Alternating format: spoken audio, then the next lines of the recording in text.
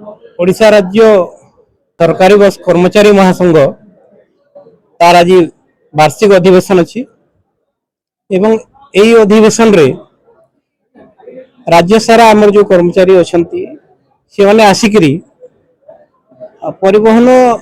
व्यवस्थार केमती सुदृढ़ीकरण हम और आम समस्त जीवन जीविका किपरि सुरक्षित हो कर्मचारी भाई मानकर एवं से भितर सरकार भी जो स्वप्न देखुंट ओडिशा को गोटे परिवहन दिगदे जी सुंदर परिवहन रहे से राज्यर विकास से द्रुततर हुए बोली जो कह जाऊँगी आमर भागीदारी आम केमती तुले पारू से गोटे समस्ते बसिकी गोटे निर्यास बाहर करवा से वर्षकिया गोटे रूटीन कार्यक्रम अच्छी यही दिन सब कार्यकर्ता आसिकी मिसिकी आमर जोटा आगामी कार्यक्रम अच्छी से भी चिंतन करा जाए एवं जोटा ठीक भूल पर आगामी दिन गोटे वर्ष अंतत आम कौन कले मो काउजनगौड़ निखिल ओडिशा राज्य सड़क परिवहन कर्मचारी महासंघ भुवनेश्वर खुशी माहौल आम गोटे संगठित होचु गणतांत्रिक प्रक्रिया को उच्च न्यायालय आदेश है प्रशासन अधिकारी राज्य सरकार उच्च न्यायालय आदेश ऊर्धर कार्य कर दुर्भाग्यर विषय। द्वितीय कथा है ये जो प्रशांत कुमार होता रवि बेहरा विरुद्ध में बारंबार विरुद्ध में जो अभियोग रही इनक्वारी भी करना एवं राज्य सरकार एवं प्रशासनिक अधिकारी कौन पर छत्रछाया तले रखिंट जहाद्वारा ये दुई जन व्यक्तित्व ओडिशार 2000 कर्मचारी शोषण शिकार होती सरकार एवं प्रशासन अधिकारी तदंत करी तार विहित कार्यानुष्ठान ग्रहण करें आज अधिवेशन द्वितीय देखो मु शुभेंद्र राउतराय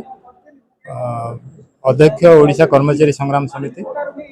जे गोटे कार्डिनाल डिपार्टमेंट लोक सेवा दब जनसाधारण सेवा दब रास्ता घाट रे एठू नहीं कि छाड़ निरापद छाड़ लोक सेवाटा को सुनिश्चित करवा केते निरापदा करवा एवं जो कर्मचारी माने ए भितर काम कर कर्मचारी मान भविष्य को सुनिश्चित करवा सिक्योर करवा ए दुईटा जाक दाबी नहीं आज सम्मेलन नटवर आचार्य उपदेष्टा ओडिशा राज्य निगम कर्मचारी महासंघ आम ओडिशा राज्य निगम कर्मचारी महासंघ एवं ओडिशा कर्मचारी संग्राम समितिर एक अंतर्भुक्त संगठन से दाबी दुआ निहाती युक्तियुक्त विचार करिवार कथा आजिका दिन में गोटे ड्राइवर जदि 2-3 दिन दरमा पाई बाकी दिन तक मासक कार्य पाए नहीं किभली भाव से तार संसार प्रतिपोषण करिवो। राज्य सरकारी कर्मचारी माने तांको अनुसार जो सुख सुविधा पाउचंती उद्योग गुड़िकर कार्यरत श्रमिक कर्मचारी माने से सुख सुविधा पाइबा पई हकदार किंतु सेमानक सुख सुविधा पाई चिंता करा जाए कौन ना निगम भितर लाभ होनी केबे कौन कोई अंडरटेकिंग लिखिक आसी श्रमिक कर्मचारी के सी तार खटुची काम करुची से तार प्राप्य पाइबा दरकार कर्मचारी महासंघ तरफ मोर तो दाबी रहिबो अकाउंटेबिलिटी कर्तृपक्ष फिक्स करा जाऊ केवल अकाउंटेबिलिटी निर्धारण नुहे जने फुल टाइम कर्तृपक्ष दिया जाऊ सीएमडी होंतु मैनेजिंग डायरेक्टर होंतु पर श्रमिक कर्मचारी मानक जो न्याय अभाव सुविधा रही सरकार कि प्रशासन आखि बुझी देवा उचित नुहे। बृहस्पति सामल साधारण संपादक केंद्र सरकारी कर्मचारी और श्रमिक परिसंघ ओडिशा राज्य समन्वय समिति सड़क परिवहन निगम कर्मचारी माने बहुत अवहेलार शिकार होती ब्लैकलिस्टिंग होती रिट्रेंचमेंट होती सस्पेंड होती अन्ना भाव जो प्रकार आक्रमण होउची एवं पेंशन मु जहाँ जाना पाइली आज सप्तम वेतन आयोग